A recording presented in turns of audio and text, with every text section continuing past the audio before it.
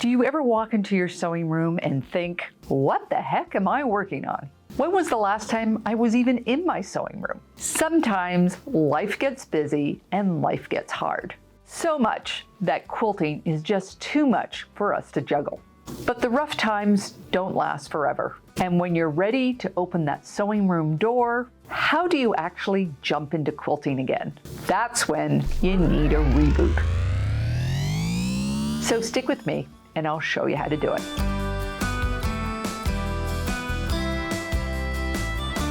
Hi, I'm Karen Brown of Just Get It Done Quilts. I give you tips, tricks, and strategies to help you make the quilt that you want to make. And if you like what you see, please hit that subscribe button. When you love your hobby and it fills your bucket, it's hard to imagine a time when you would put it aside. But many things can suck the energy right out of us, leaving us tired and uninspired. Personally, I've just finished the big project of Maple and Eucalyptus, leaving me with those post-quilt blues. But maybe you're suffering from quilt grief. That is, your project might be stretching your skills too far, or you've chosen colors that make you feel blah. Or worse, you've fallen out of love with who you're making the quilt for. And combine that with the regular distractions of worry, people coming to visit, life gets busy, life gets tough. So when you lose your sojo, it's really important to be kind to yourself and take the time you need to rest, heal, and ask for support. And when you make it to the other side, you'll take one look at your sewing space and realize it's time for a reboot. If you have just finished a big project, that marathon stamina that you needed to get that final stitch knotted likely meant that you were just dumping tools and supplies aside in the pursuit of that finish line. Or if you were interrupted mid-project, you have likely tossed other items on top of what you were doing. So you might have a little bit of excavation to do in order to find it.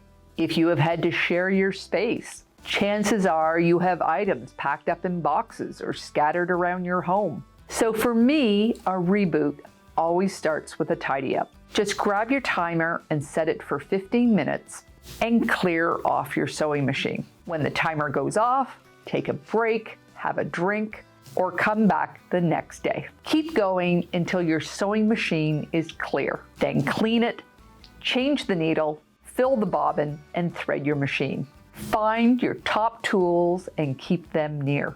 This way, you are ready to sew when you're ready to sew. Now, this is not the time to declutter. Decluttering takes a lot of mental energy, and it's quite likely right now you don't have a lot of it, and we don't want to waste what little we have. The Declutter Challenge will come back next January, and you can do the bigger job then. For now, it's time to focus on what fills your bucket. Fabric brings us joy, and playing with them can allow a nice easy shift from that logical left side brain to the very creative right. Here are some exercises that I like to do. Take a random pile of fabrics and organize them in a rainbow. I start with red and I shift through to purple. Next, take the same pile of fabrics or another totally different one and organize them by value. Take a black and white photo and see how well you did. Make adjustments until you feel you have it in the right order. For the third exercise, take a busy fabric. It's best one that has at least 3 colors and a medium to large motif. Then take 2 mirrors, mine are from the dollar store, and move them across your fabric and see how different symmetries appear. And sometimes I just like to refold my fat quarters. There are no stakes, it's not turning into a quilt. It's just exercises and experimenting to see what happens. Not only is it therapeutic, but it sparks possibilities for future projects. We are looking for pairings or groupings that give that little tickle to the brain that Brandon Wolf was talking about. So take lots of photos, note what colors make you smile. I have several other fabric exercises in this video here, and I'll leave a link to that in the notes below.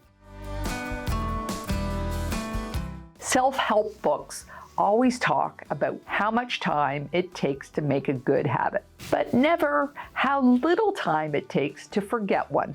Making a practice block is all about remembering what to do and how to do it. That is letting your brain find the archive where all your skills are tucked away. Your practice block might be making a bonus block from fabric scraps, which I showed you how to do in this video.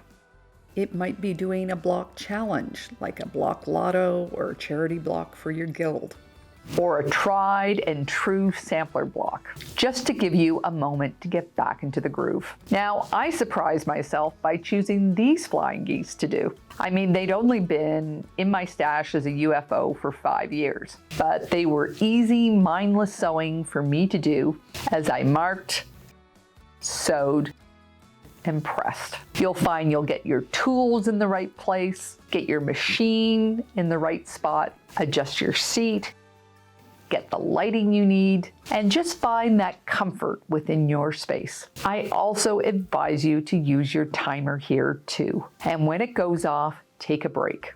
Again, it's about keeping a light load on your brain so that you don't burn out. Another way to help quilting is a marathon. And following that analogy, in step 1, we found our gear. Step 2, we started stretching. Step 3, we put on our running shoes. And now in step 4, we're going to go for a short run. So think about small projects or tasks that don't demand a huge time commitment, like binding a quilt or doing a block challenge. Make some postcards. Make a baby quilt. Now, I'm going to put up a big warning flag here. It is so easy to take on too much too soon. And we can look at something and say, this is easy. Just because it's easy doesn't mean it's effortless. There are many stages in making a quilt, and that can fill your brain to capacity. Then you stumble and fall right back to the starting line. I was guilty of this past month when I got out my oldest UFO. I spread it all out, I read the pattern, I organized all the pieces, only to find it was too much too soon.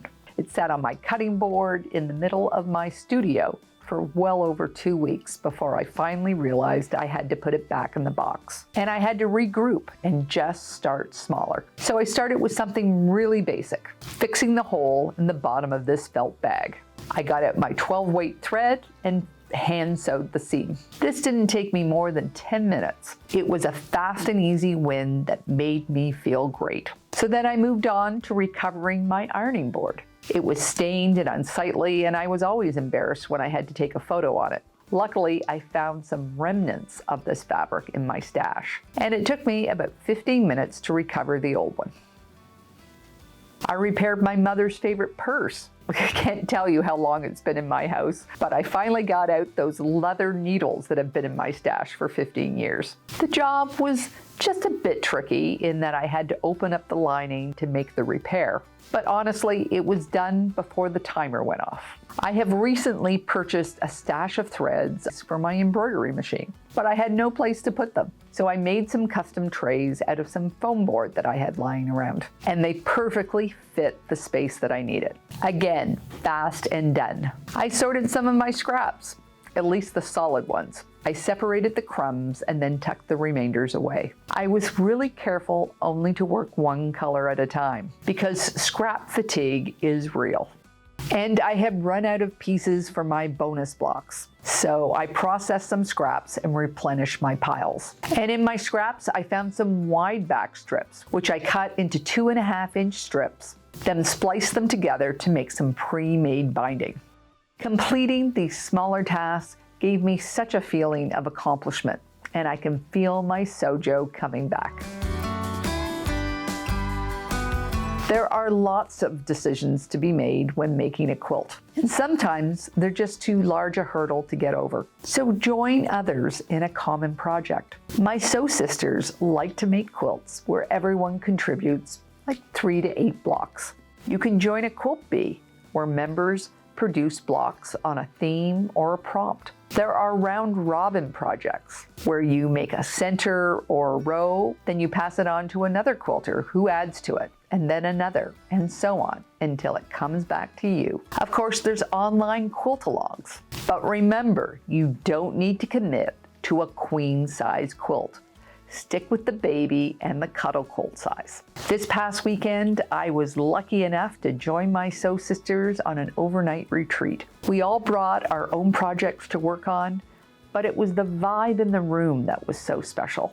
We shared stories and advice, we did some shop hopping, and made meals together. We nurtured and cared for each other, and I was shocked to realize how much nurturing I wanted, which reminded me that I still needed to take it slow and not rush into any big projects. Now, as you work yourself through these steps, your brain will be working, sifting through ideas and possibilities. By handling your stash, you'll know what you have. While scanning through magazines and social media, you'll get ideas. And by talking and sharing, you'll be inspired by other quilters. Then you're going to bring it all together and choose the next quilt that you want to make. If you have ever thought about becoming a pattern tester, take a listen to my new interview with Kendall McCallum, who shares so many important tips. And if you're looking for ways to use up your scraps, check out my Scrappy playlist. Take care, and I'll see you next time.